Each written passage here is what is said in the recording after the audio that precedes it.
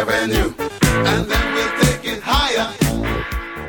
Fuck it up, though. Welcome to the Game Sports Show, the Twin Sault's only local, regional, and national sports show. We're here live from Sportscenter Bar and Grill, the Sault's best sports bar for 3 years in a row. It's May 1st tonight. I'm your host, Jamie Antonello, taking the place of Dave, who's on vacation, much like Dustin has been on vacation for the last 6 months. We like to say paternity leave, but, I mean, Dustin, your kid's like 2 now, so get over it. We're live and podcasting on the GameSportsShow.com, thegamesportshow.podbean.com, and through our social media outlets, YouTube, Facebook, and Instagram. Don't hesitate to follow on at The Game Sports Show on Facebook and on Instagram. Our board operator tonight is Scott Nason over in Sault, Michigan, through the Eagle 95.1 radio station. I want to say thanks to all of our sponsors and partners of the show, and to you, the listeners, for making us a part of your night this evening. We've got an action-packed show, as always. Here in the first part, usual introduction. You can listen to previous editions of the game on all social media outlets, Podbean, Facebook, Instagram, YouTube, or the website. In particular, Monday's edition from the Wicked Sister. Unfortunately, we did not have a show this past Tuesday from Icebreaker. We will not be returning to Icebreakers until Dave's return, which he said is in June, but we'll see. Looking forward to after tonight's broadcast. Our next broadcast will be at Northern Spirit Brewing Company tomorrow with Justin Hykel taking my place as host there, taking the place of Dave. Next week, we will not be at the Wicked Sister or Northern Superior, but we'll have a special recording still here Wednesday from Sports Center, combining all shows into one big show. And we have Brandon Lewis coming on next week, head coach of the Sault Steelers. Matt Premo and I will be leading that interview. Tonight's agenda, year-round in the pocket. As always, there's no off-season for football. We're also going to have Jacob Jurich on, who's our starting middle linebacker for the varsity Sabrecats. And afterwards, we'll be talking some NBA playoff action. Without further ado, fellas, going to introduce everybody. Matt Premo's on, as well as Justin Hykel. Matt, how you doing, pal? I'm good. I can't believe Dave handed us the keys of this thing. But if this takes off in the next month, do we let him come back? He's cut. Oh, sorry. It's all right. I'm here too. It's all good. We'll just stay. We're playing fast and loose here, getting the hang of it. It's nice to be here on a snowy May 1st. Everyone was happy to wake up to that this morning. I know I was. But we had some big football stuff happening last week with the NFL draft. So let's get right to it. Yeah, I was pretty pissed off when I woke up this morning. Albeit, I worked a later shift today, so my wake up was at 10 a.m., but there was still snow, and the only person happy was my husky. Could have been worse. You could have to work outside. That's very true. But getting down to business, NFL draft, fellas. Immediate winners. Anybody got one off the top of their head they want to throw out there? I personally think Denver had a pretty good draft. That trade back, we got to give Dave a shout out. As much as it pains me, he did call the Steelers trading up to get Devin Bush. Exactly. Traded back with Denver, and Denver got some real good value for those picks. How do you think your Giants did there, Preems? I knew this question was going to come up tonight. And I was kind of deciding how I was going to respond. The easy way to respond, and how everyone's responding online. It wasn't Dwayne Haskins, so you're happy, right? Yeah, like I said, they could have got Josh Allen, defensive end Josh Allen, obviously. He fell to them unexpectedly. They could have had him. It's easy to say they should have drafted him. They probably still would have got Daniel Jones at 17. And that's the easy thing to do, is criticize them and say their GM doesn't know what they're doing, they don't have a plan.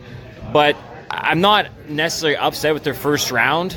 They got Daniel Jones. They were able to get Dexter Lawrence, one of the best D linemen in the draft at 17. And then they traded up and got the cornerback, the long athletic quarterback there from Georgia. So, the first round, it's not that bad. Everyone's saying that Daniel Jones is going to be a bust. They're predicting it already. I don't think we have enough information or enough tape on him. He played on a bad team at Duke, one of the worst in the ACC, so it's really hard to judge his talent level. He was rising. His stock was rising throughout the draft process. And if he was your guy, you have to go and get him. If you had him as a top-rated quarterback, other than Kyler Murray, you had to go get him. Who knows who was going to jump up and try and take him. Maybe other teams had him high as well. So if you think he's your guy, maybe he was Washington's guy, and then Washington had to take Haskins. But you never know, right? So it's an easy thing for critics to analyze and criticize and say it was the wrong pick. But we don't have all the answers. We don't know what was going on in the war rooms across the NFL. They could have been trying to trade back. Maybe no one was willing to. We knew they had to take a quarterback. So I'm not going to be quick to jump and judge. But I would have went for Josh Allen, big impact edge rusher, and maybe hope to get a quarterback a little bit further down. I think there was a couple quality guys. It could have been Haskins. It could have been Daniel Jones. It could have been Drew Lock, right? I might have waited because I think those three guys are all pretty talented. So I'm not going to be quick to criticize them. So we'll see how this thing plans out.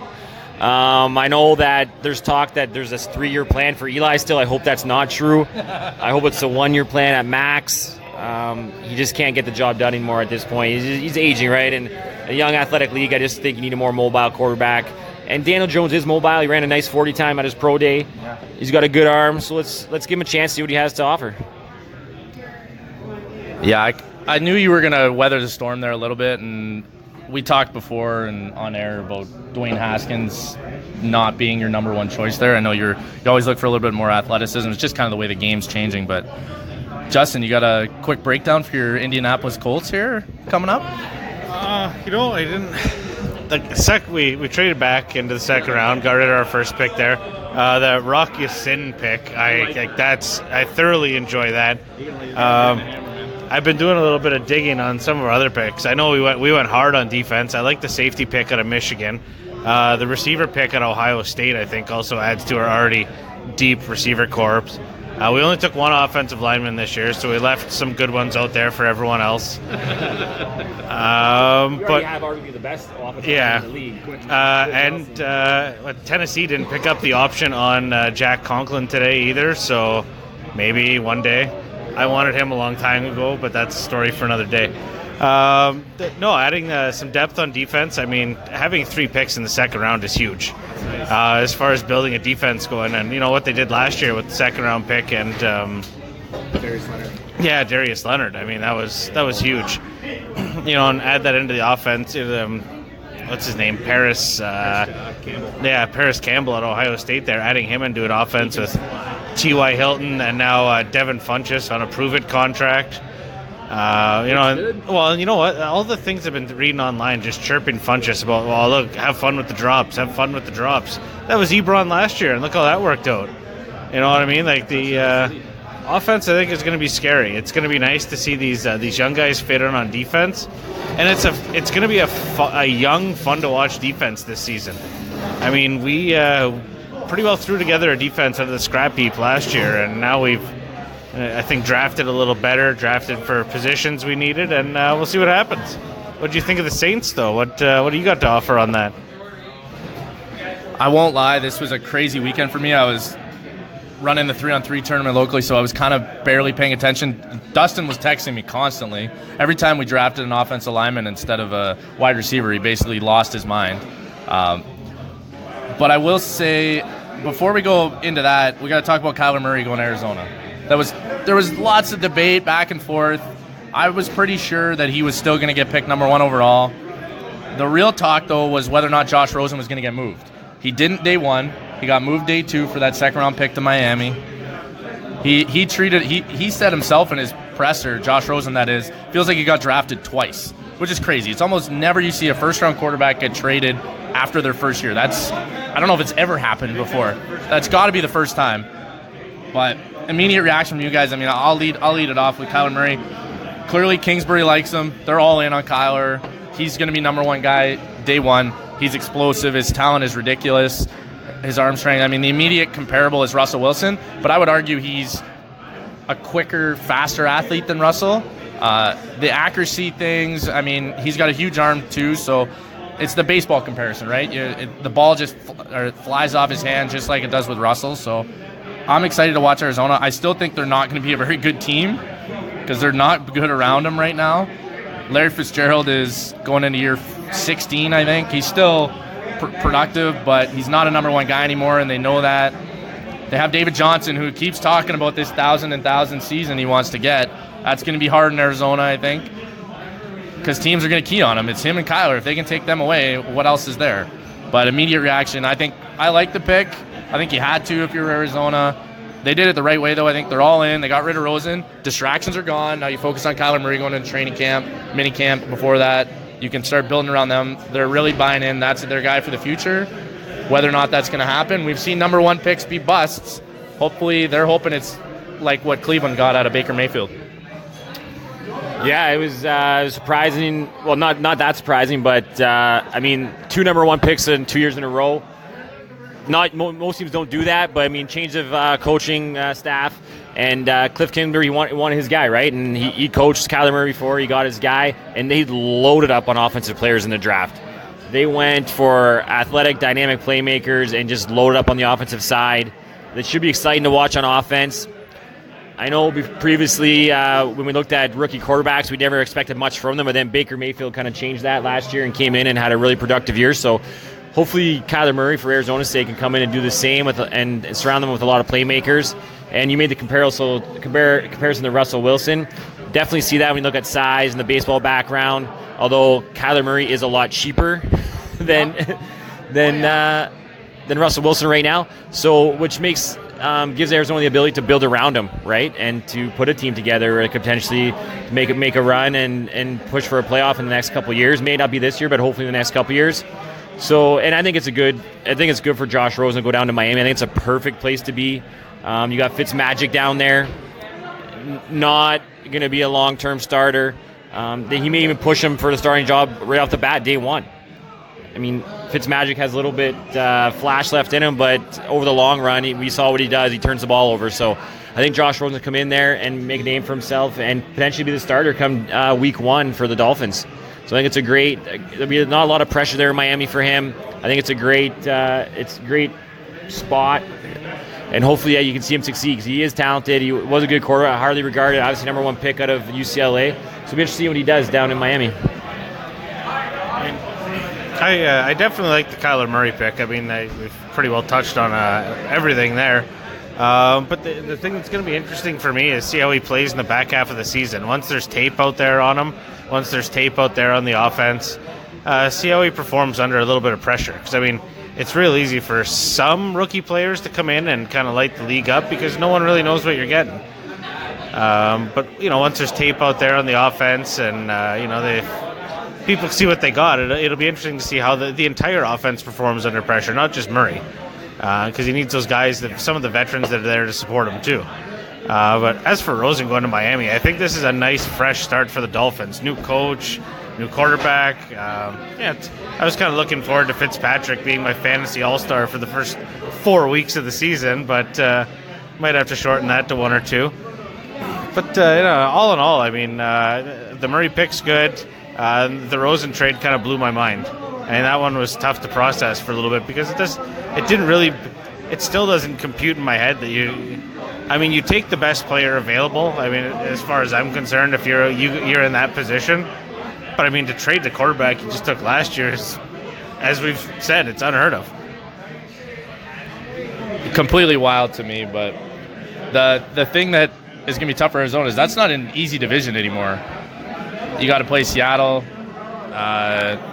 49ers are looking good, and the Rams. So you're gonna be in tough.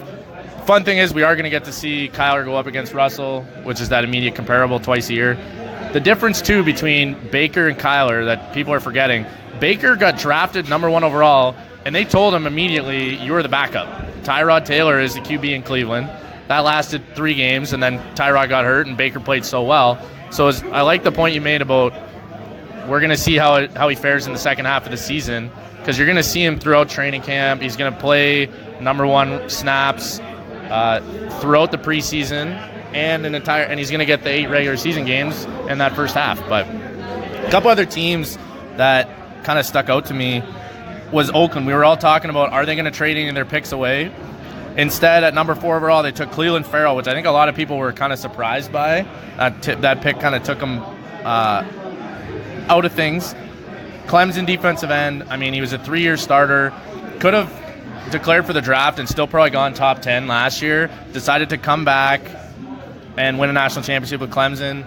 So I can't really harp Mike Mayock for going after him. They also took Josh Jacobs, the running back out of Alabama, who is basically everybody's consensus number one running back off the board. Never really a bad thing when you take an Alabama and a Clemson guy in your first round. And then their last pick, they ended up taking Jonathan Abram, safety out of Mississippi State, who was more or less the 1 or 2 safety off the board for the rest of the league. But one thing I do want to talk about, we brought up Cleveland, is cornerbacks really dropped in this draft. And Greedy Williams, who was a lot of people's number one corner, number one man guy, ended up dropping to Cleveland at pick 46, which I thought was crazy. But if you guys don't really have much to add on to those, we got to talk about Pittsburgh. Give Dave a shout out here, even though he's not here. Devin Bush, I'm a Michigan guy, so I think that's an amazing pick. Traded up at 10. They knew they wanted him. They'd already Devin White from LSU. Him and Devin Bush were kind of the top two inside linebackers off the board. Both run 4.4s, which is blazing fast for a linebacker. Pittsburgh went up and got him immediately because they got to replace Ryan Shazier, which is a really tall task to do. I think they got it right here with that pick. Remains to be seen. I'm a big Devin Bush guy. I think he's going to do a great job. But Justin, your reaction? A little off topic, but did you see the video of Shazier doing box jumps last week? Awesome. That was pretty gnarly. I mean, that's crazy. This guy's a warrior. But I was kind of hoping that the Steelers were going to go a little crazy and draft Antonio Brown's cousin, who I think didn't he go to the Ravens? I think so. He still stayed in the division. He went to the Ravens. But no, it was a bold move, trading up and fulfilling Dave's prediction. Frustrating almost that Dave nailed that one. But we'll give him that. He's celebrating on vacation now, and I guess that's all I'm willing to touch on the Steelers. I mean, yeah, I think in our group chat, my literal words were, I hate to say it, but Dave, you were 100% right, which I don't know if I'll ever say those words again, but we'll see. Preem? No, that's good for me. I mean, I can't believe Dave predicted. He must have found that on the internet somewhere. I don't know. But I'll give him a little bit of credit, I guess. It was a very, very good prediction. It's nice to see them bolstering their defense as Steelers. Know a lot of Steelers fans in the area, and hopefully they can return that defense to what it used to be, because I think their offense is still going to be good, even with the departure of a couple of those guys they lost in the offseason. But if they can show up that defense, they'll compete for that division once again. And I know everyone has Browns already penciled in as the winners, but I think come the end of the year, the Steelers will be right there. Yeah, that's going to be an exciting division to watch for sure. I'm definitely excited to see how they play. Before we move on here, I mean, overall in the draft, a lot of defensive linemen, which happens every year. You hear NFL head coaches talk about that's the easiest position to project going forward. You more or less see how they're going to play. Quarterback is obviously the biggest question mark, but because it's the most important position on your team, teams are going to reach for them. They're going to take their chances. Another reason why I thought that Denver had an unbelievable draft, trading back with Pittsburgh. They were able to get Noah Fant, tight end, who was the number 2 tight end off the board. TJ Hawkinson and him, both from Iowa, teammates, number 1 and number 2 tight end. Denver fills a void there. And then they still got Drew Lock later in the draft, who was a first-round grade at QB for a lot of teams. But cornerbacks dropping. A little bit of a down-ish year for offensive linemen, you could say. We didn't see a ton of them. A lot of tackles going early. I mean, Jonah Williams went from out of Alabama, and Andre Dillard from Washington State. Those were the top 2 guys off the board. But overall, defensive lineman heavy. Nick Bosa, clearly his plan to stop playing at Ohio State halfway through the season worked. I mean, you can't harp on the guy. I mean, Joey probably gave him a lot of advice. The Bosas have had, I think he's the 4th one to play in the NFL. But we'll be back after this break. I mean, great talk about the NFL draft, fellas. Looking forward to having Jacob on. We're going to have a real good interview with him, hopefully. Once we're back after that, we'll be back for part 3 later in the show to talk some NBA. We're right in the playoffs for it. Before we go, though, definitely got to thank Sportscenter Bar and Grill. Number 1 host for us. They've been our number 1 host for Wednesdays. They've been our longest supporter on the Game Sports Show. Dave likes to say way back when he was recording in the upstairs, came to SportsCenter first. It was way back in the heyday when I first came on the show, and you guys, it was basically just us sitting around talking about football for 4 hours. Listeners, you'll be happy that doesn't happen anymore, but excited to continue to talk and we'll be right back. The Game Sports Show wants to thank its original home, partner, and sponsor since 2015, Sportscenter Bar and Grill, named the Sioux's best sports bar for 3 years in a row. Sportscenter Bar and Grill is located on 624 Wellington Street West in Sault Ste. Marie, Ontario. Make sure to come on down to Sportscenter to enjoy the great atmosphere with great cold beverages available, including those delicious Molson products. Don't forget about their famous 75-cent wing nights on Wednesdays. They're truly the best wings in town. Like and follow SportsCenter on Facebook at SportsCenter SSM. We look forward to seeing you today. SportsCenter Bar and Grill, the Sioux's best sports bar. The Game Sports Show would like to thank an additional sponsor and special edition home to the game, Silver Creek Golf Course, located on 104 Bellow Lake Road, Garden River, Ontario. And also shout out thank you to Silver Creek GM Jamie Henderson. Silver Creek Golf Course has many specials to offer for 18 holes, 9 holes, and even Twilight Deal specials. It does not matter what your level of golf game is, it is a must to enjoy the scenic course, memorable experiences that Silver Golf Course offers. Silver Creek also offers a Thursday wing night for you to enjoy food after a stellar time on the course. You can book your tee time by phone or online at golfsilvercreek.com. Silver Creek Golf Course, where all are welcome to play. The Game Sports Show is pleased to shout out a partner, additional home, and sponsor to Northern Superior Brewing Company, located on 50 Pym Street in Sault Ste. Marie, Ontario. Northern Superior Brewing Company having a strong presence locally with many beers to offer. With much involvement in the community of Sault Ste. Marie, Northern has a sport and friendly-like atmosphere within its tap room, and during the summer months, it is a must to visit Pier 55 to enjoy some delicious food, amazing view of the water, and view of the Bush Play Museum right on the cusp of the Hub Trail, and of course all of that down with a delicious brew from Northern Superior. Northern Superior Brewing Company, it's a northern thing. Hi, this is Joe Bowen, and you're listening to the Game Sports Show from Sault Ste. Marie. And welcome back to the Game Sports Show. We're happy today. We got Jacob Jurich on, starting middle linebacker for Varsity Cats. Jake coming off a really impressive rookie season last year, and he was co-defensive player of the year in the high school loop with his fellow linebacker for Sabrecats, Joe Rosso. Jake, happy to have you on. Just going to talk a little bit of Cats, but how's it going tonight, buddy? It's going pretty good. It's fine, man. A few words. As introed before, I mean, we got Justin Hykel and Matt Premo on tonight as well. I'm going to just start easy question here, Jake. What looking forward, we had our first practice with pads on yesterday. What did you see from that padded practice, even just on the defensive side, that gives you a little bit of hope for the season? Everybody looked pretty aggressive. Everybody looked like they wanted to win this season after a tough loss last season. I feel like we're going to have a really good season. We're prepared to come out. Yeah, I mean, and Coach Premo and I definitely agree. Our goal is championship. I think that's where everybody's minds are at. I mean, especially we lost in the conference final the last 2 years. I'm going to backtrack a little bit on you. I want you to talk about your earliest football memories. And, when did you start playing football? And then your travels through, I don't know if you played Sioux Minor at all, if you did. If not, Cora football, working through Sabrecats. But your earliest football memory that you can think of. The earliest football memory I could ever think of would be playing backyard football with my uncle, Bill Jurich from Sioux Steelers, and him giving me nice speeches for pre-games of SMFL. And, yeah.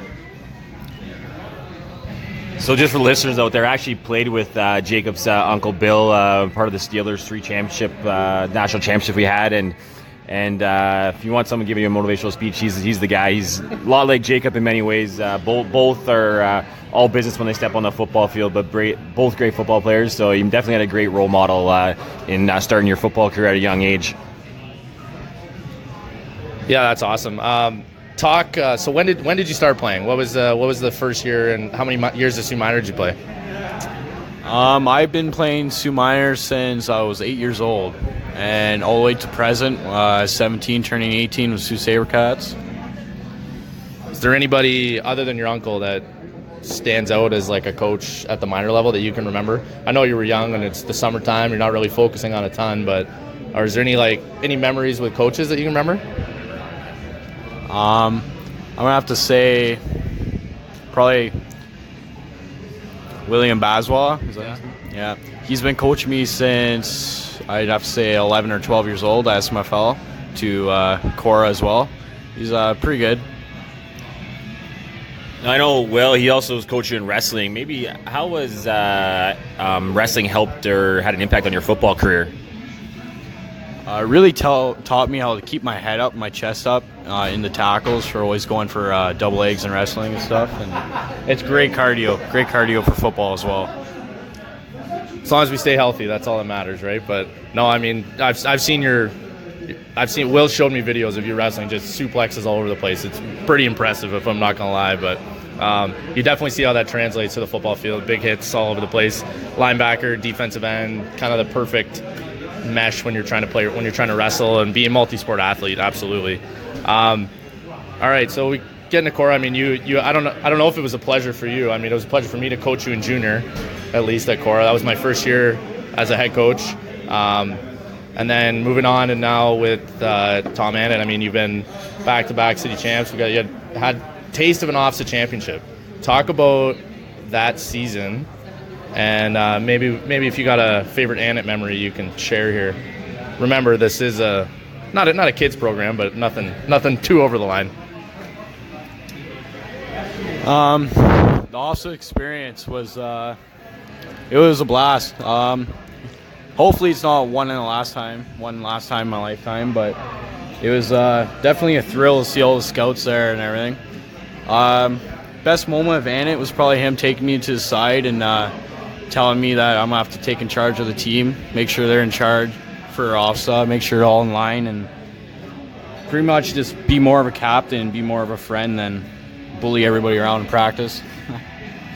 That's fair. Any funny memories from Annett, though? I mean, that's good and all. I mean, that is the expected answer, though. Funniest memory from Annett? No idea. Yeah, how about the cowboy collar or what was the piece of workout equipment you wanted? So you just walked in and said, "Wish we had one of these," and I think it was ordered the following week. Well, went up to Annett and I said that my neck was bothering me, so he went out that night and bought me a cowboy collar and brought it back to me, and yeah. $150 later. I'm sure Coach would say that if anybody asked him, he would do the same thing, but I mean. So back to Sabrecats a little bit here. Talk about the rest of the guys, even on that defense. Any of your buddies here that you think are primed for a real standout season, or guys that you know can deliver in and out? And we're a pretty veteran group. I mean, we got a couple new faces at DB, but the front seven is more or less the same group we had last year, minus we lost Fecto and Segan, two big pieces. But talk about the rest of the guys on D. I'm going to have to say I think Sokoli, he's a will linebacker for the Sault Ste. Sabercats. Last year he had a devastating season. He broke his thumb and he couldn't play, but I think this year he's coming out and he's ready to play. Same with Aaron Karanen. I feel like he'll have a good season this year too. He plays at the will spot, linebacker. And also at DB, Zach Politano, first year in Sabercats. Played for Cora, also won OFSA with us. He's very good. I think he'll have an outstanding season. Yeah, we were trying to get Zach on an interview with you too here, but I mean, I'm going to throw him under the bus, even if you don't. I know he's your friend, but doesn't want to do interviews, I hear. Nope. Gets a little scared, didn't want to come out, but it's all right. Just trying to get him some press before he goes off to Windsor. I mean, he's signed at university. That's what we're trying to do, broaden the program. Speaking of university, I know going to OFSA, a couple schools talked to you. You've been in the scouting process. You're going to a prospect game this summer. How's your recruiting process? I know you're coming back for fifth year. That's already decided. So you're still a year away. But with social media, I mean, Instagram, Twitter, guys are reaching out to you like crazy, I'm assuming. Any of the schools you talk to, or maybe you want to keep it private? I don't know. Schools I talk to right now, currently I'm talking to Waterloo, Western, Guelph, and two D2 schools from the States.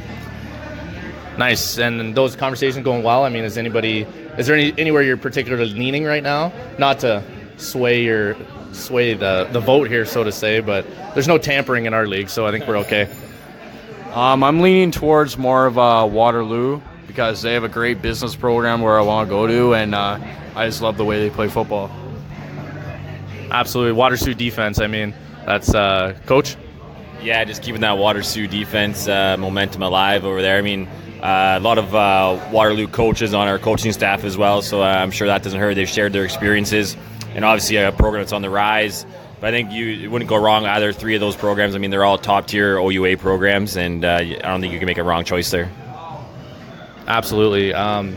So talking back to offs, I mean, had a big victory with Cora. What do you think you can transfer from that long playoff run and to this summer? Like, it's that championship culture thing. We got a lot of guys from Cora, a lot of guys that have won championships across the city as well from other schools, Marys and Pines and Heights. What do we need to do to make that next step? What do you think it is? I think we just got to be more of a family and more of a team. Get together a lot more outside of football. Come together a lot more. Be friends. Just learn everybody. Learn how everybody is. Yeah, that'd be a big thing. I know I won't speak for Coach, but I mean, you're a definite leader. The guys look up to you on the team, and it'd be the same thing that Coach Ann had told you for Cora. I mean, take charge of the team, get the guys going. I'll put it this way. I mean, I love playing Cats because it's summer football. I'm with all my buddies. We get to go on the road trips. I mean, have parties with the guys at home. That was the best. That's when you bond, is when you hang out outside of focused on, okay, we're just playing a game. So, like, sometimes the bus rides home from victories. Those are the best times. Or you're in the hotel room after a win. Even big home game victory. Do you guys got anything planned? Starting at home against I'm Brantford. sure we'll have lots of things planned, but we are going to get together for Brantford. Maybe have like a team dinner or team lunch for the game, and just go over what's going to happen during the game, all our assignments, go through all our blitzes, all our offensive drills and all that. And you think you're going to be able to keep those offensive linemen focused, or what? Hopefully, hopefully, definitely.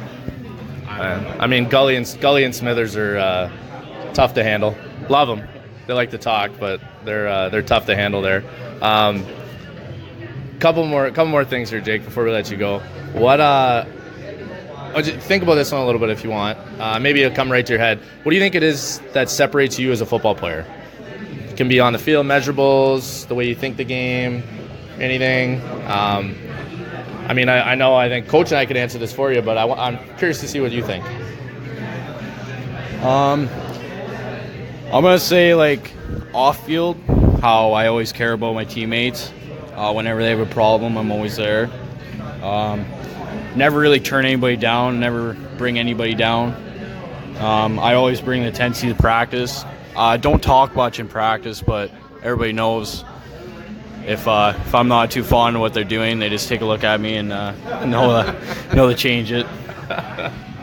That's fair. I think they all follow at Jurich Games on Instagram and all realize that maybe not want to go against you. Hopefully our opponents will start to feel that wrath this summer. I mean, definitely by the time we hit our May 16th practice, you guys are going to be tired of hitting each other and ready to hit Brantford when they get in here. Speaking of that game, so game 1 against Brantford, May 18th at home. We talked about it in practice on Tuesday, how important it is to get a good home start this year. We've lost our home opener the last 2 seasons, and especially it's against Brantford. They came up here in the playoffs. There's a little bit of bad blood. That was probably the only team last year that really had a solid running game against us. You guys taking it kind of as a personal challenge to shut down that running back, who is back. He's a 19-year-old now for Brantford. I think we just got to keep our composure, not think about that, not think about the running back, and just play our assignments, play what we're supposed to do, and we'll do fine and shut them down. Nice. That's classic Jacob Jurich's answer. If I had to give you one there.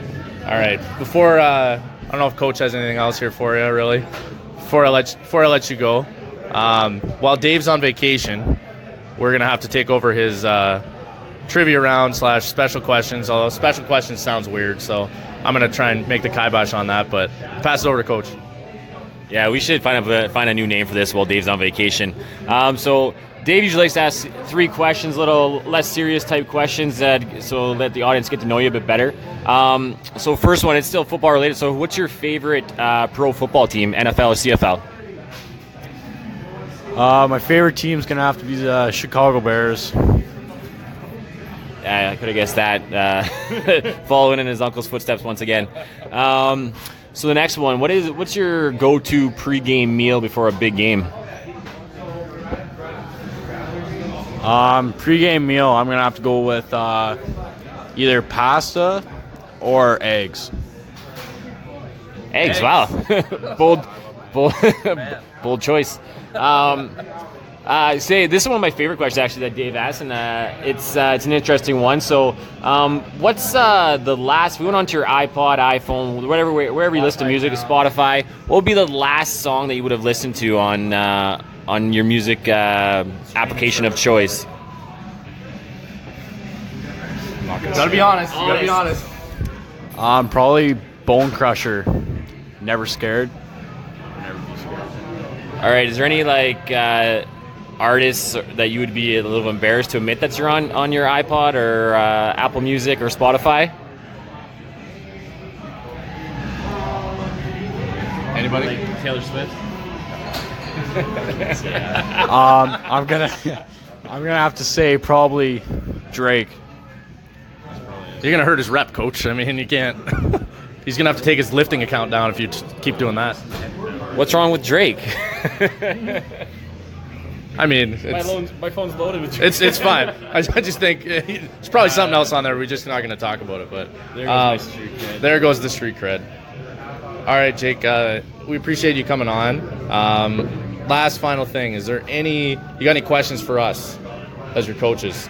I know you've had us for a few years now. Anything come to mind here, or anything you've just been dying to ask that you felt maybe in practice wasn't the time to do it? When are we going to win a championship? We can only do so much. It's up to you guys, but we're hoping this year. I think Coach is going to give me a very specific answer here. Yeah, I'm going to say all goes well, August 3rd, 2019. Love it. Once again, thanks, Jake. Check him out. I mean, middle linebacker. Number 52, I'm assuming, again this year. He's hard to miss. He's going to be making plays all over the field. Coach, you're good? Yeah.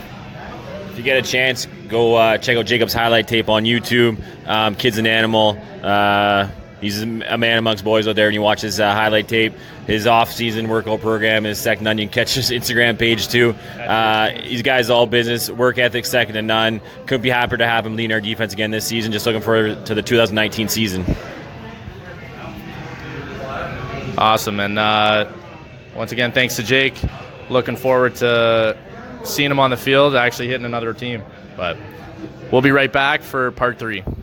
The Game Sports Show wants to thank its original home, partner, and sponsor since 2015, Sportscenter Bar and Grill, named the Sioux's best sports bar for 3 years in a row. Sportscenter Bar and Grill is located on 624 Wellington Street West in Sault Ste. Marie, Ontario.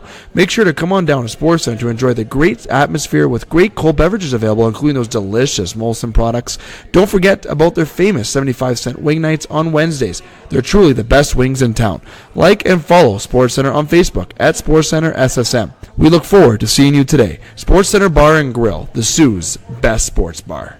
Get Wicked Catering from the crew at the Wicked Sister. We like to think of ourselves as foodies. While our favorite foods are paired with a beer tasting at the Wicked Sister, you can now have the same creative menu for your next catered business luncheon, family get-together, wedding, or holiday party. Our white truffle risotto appeals to your gluten-free and vegetarian guests. Add sautéed shrimp or freshly grilled chicken for a pop of protein. Or let us build you a custom menu to suit your needs. From plated events of 15 to buffets for 200, the Wicked Sister will cater your event with tapas, snacks, cravables, or a full sit-down dinner. The Wicked Sister, where you'll be treated like family, whether you like it or not.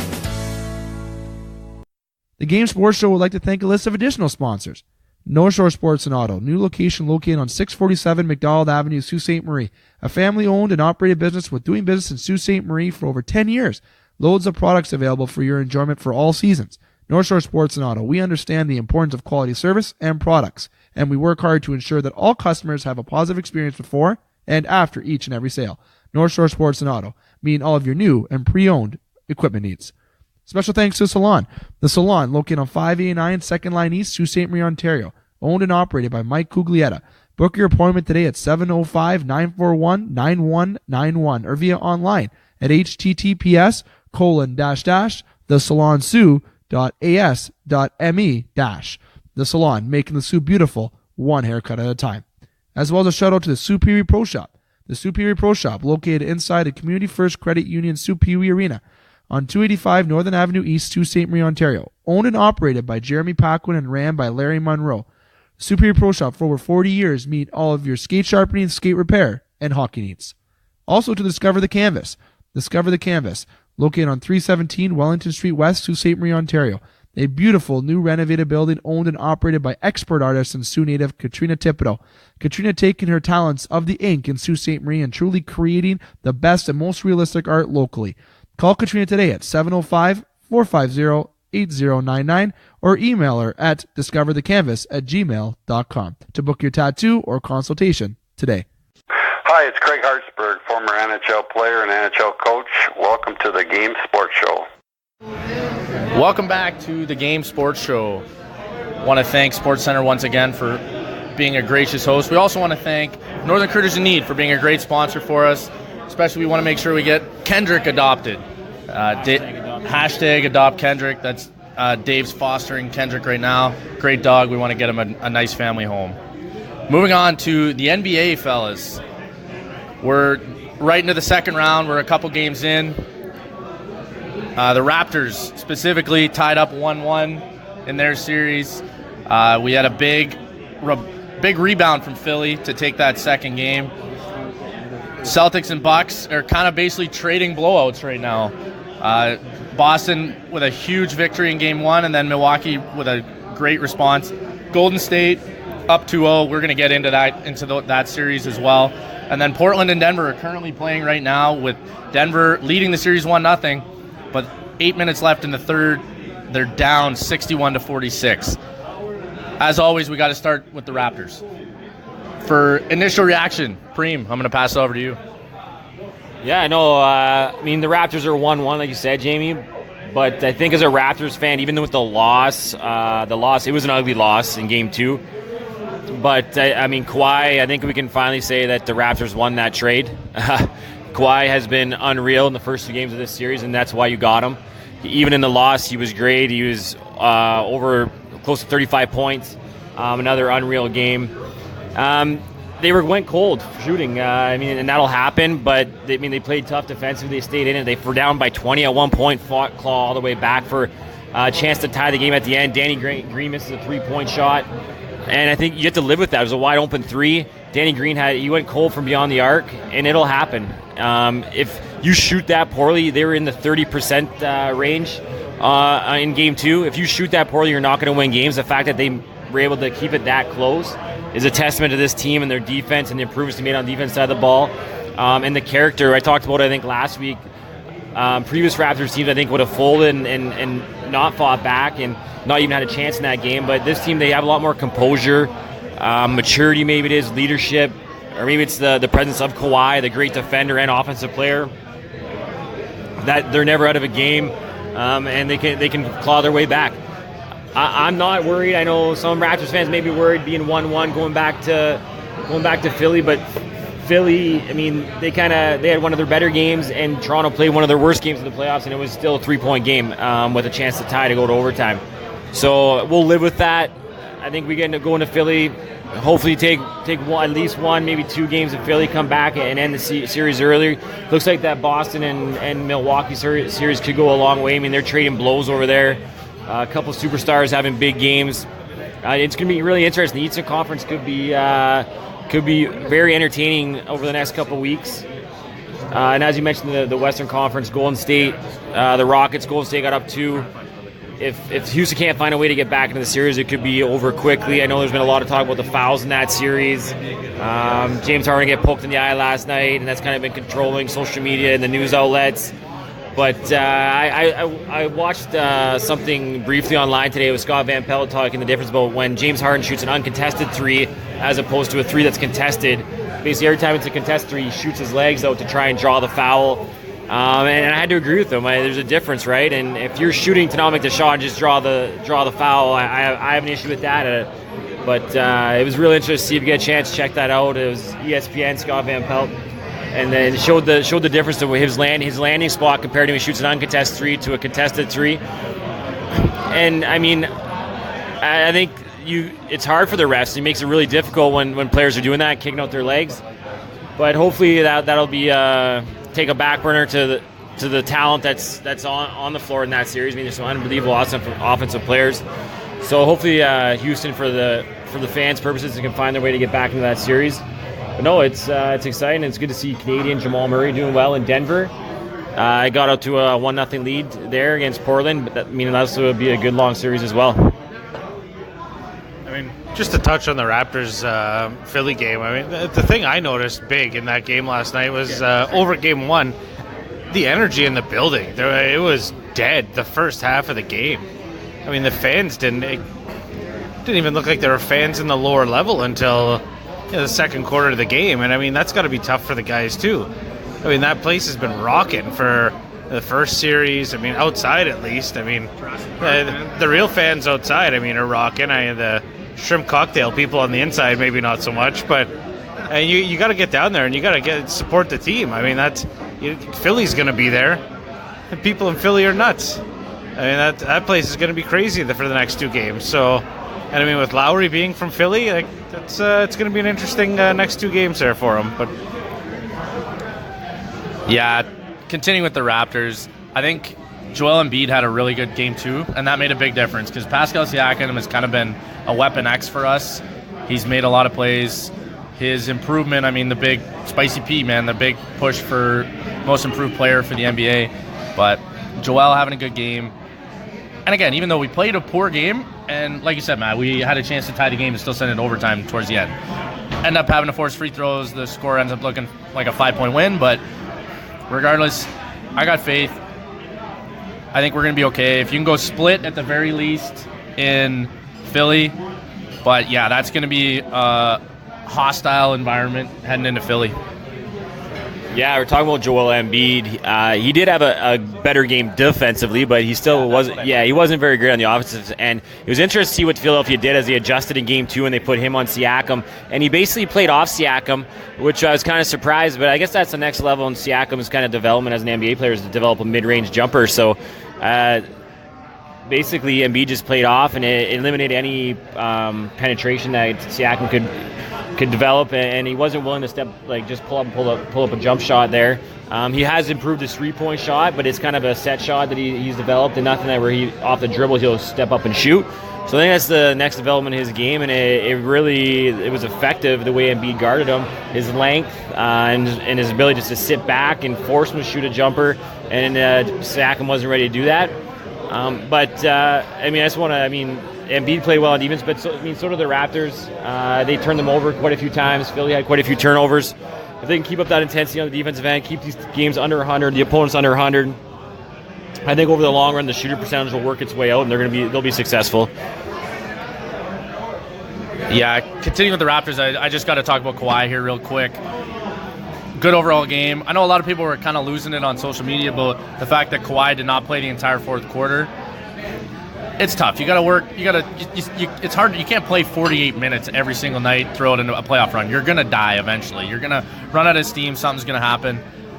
When Kawhi's off the court, that's when Toronto needs to maintain the pace at the very least. And our bench is a big key for us moving forward. I got faith. We're tied 1-1. Be great if we could go on a nice run. If you can go steal Game 3, maintain the momentum, that's going to be huge moving forward. But because that Boston and Milwaukee series, like you said, man, it looks like it's going to go potentially the distance here based on 2 games.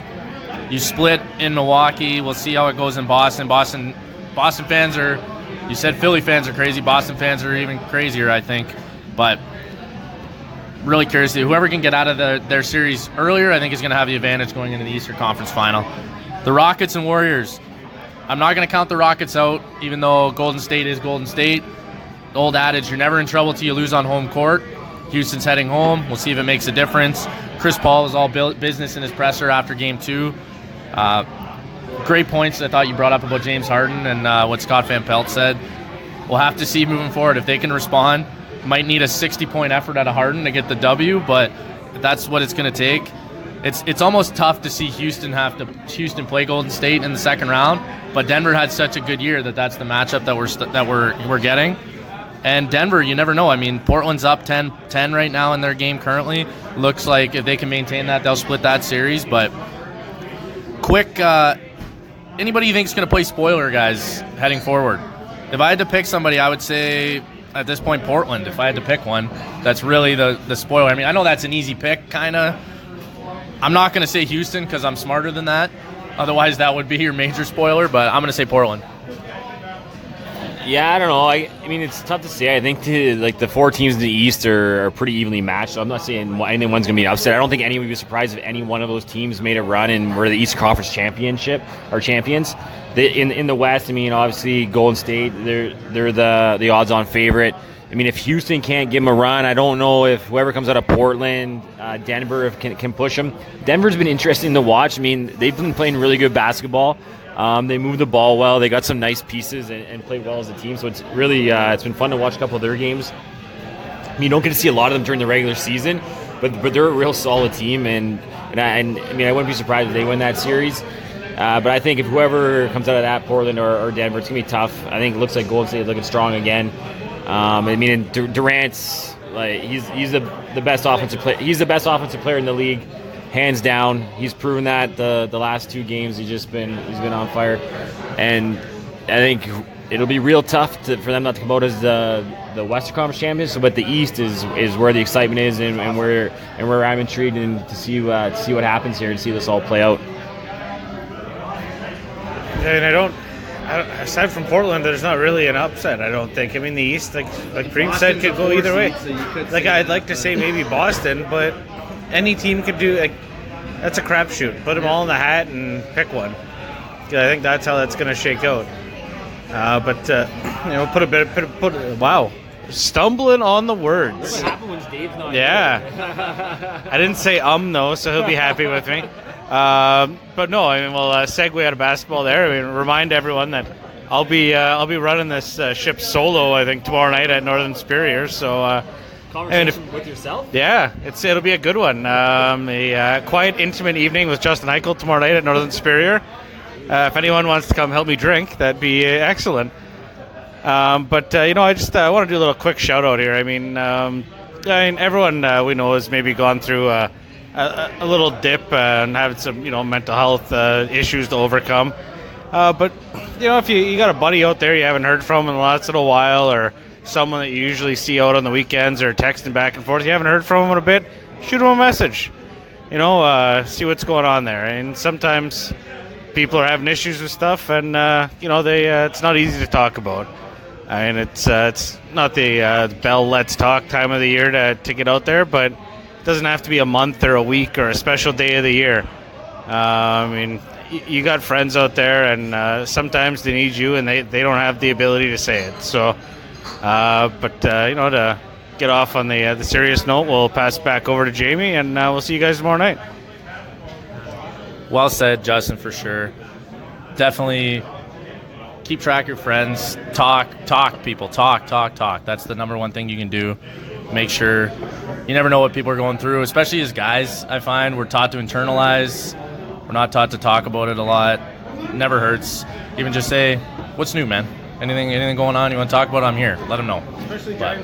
Especially Giants fans. Rebuttal? Oh, it's been a tough couple of years, boys. I don't know. Hopefully it changes soon. We'll see. Daniel Jones is the future. Moving forward, again, you can... Okay, we got to talk about the meme. The Daniel Jones meme. Have you guys seen this? I haven't. If you, Justin hasn't either. You got to break it down, Preem. Okay. Verbal meme. Verbal meme. Bad radio. So basically, it's a meme that says, "Looks like Daniel Jones that was hired by a casting crew to play Eli Manning in a Peyton Manning Lifetime story," which is very true. Yeah, I got a good laugh as a Giants fan. I thought it was hilarious. That's hysterical. Find it online. It's funnier when you see it. That's hysterical. Man, that's bang on. I just pictured their two faces beside each other. He's like whatever the other third Manning, Shooter, Cooper, whatever. Cooper, yeah, he could be him. That's I don't know. That's good. Maybe he's playing the fourth Manning, Shooter Manning. Maybe that's what we're going for there. But Shooter McManning. Hilarious. Great point, Preem. Again, tomorrow, Thursday, Justin's going to be flying solo at Northern Superior Brewing Company. Hopefully I'll be joining him for the rest of the month. I have obligations tomorrow, so I'm not able to make it on short notice. Practice. We're moving the show later, Thursday nights, but we're not. Yeah, no, I know we got Sabrecat practice. Don't worry about it. Again, I just got to make sure I got to plug Cats. First game, May 18th, home opener against Brantford. Our JVs are playing Brampton that same day at 1 p.m. Varsity, we play at 4 p.m. Let's see if we can get Spear Heights full. Let's get a real good home opener. Make sure we're going to try and get off on a winning note to start the season. Really get ourselves set up for success here. But once again, I got to make sure I thank Sportscenter Bar and Grill for allowing us to continue to record the show here, for being such great hosts, for being great sponsors. Sioux's Best Sports Bar 3 years in a row. Spoiler alert, it's going to be 4 years in a row, folks. I got to thank Dave for having the confidence in us to maintain the show while he's off. I know Justin's going to hopefully have to handle the intro portion like I did tomorrow. Preems, happy to have you on. Hopefully more consistently now that we're into Sabrecat season. Hey, I'm back-to-back weeks for me. I think that's a record maybe, so let's see if we can keep this train rolling. Just want to hashtag adopt Kendrick again. Northern Critters in need. Let's see if we can get Kendrick adopted. Cute dog. I've got a chance to see some pictures. I think he'd make a great companion for someone out there, so let's get him adopted. Well said. Justin, again, tomorrow at Thursday, what time can people come drink with you? I will be there around 7, a loose 7. The game sports show on the hour. Love it. Is that a Dave 7? Yeah. That's a Dave 7. For those of you that don't know what that means, that's anywhere between 7:20 and 7:45. But or 8:45. I might be pushing it, but thanks for listening, everybody. Make sure you check out the show on the Podbean page, on our social media, at the Scott Nason YouTube channel. Once again, thanks to Scott Nason for being our board operator tonight. Justin, Matt, thank you for joining me. I'm Jamie Antonello. And we'll see you tomorrow with Justin at Northern Superior.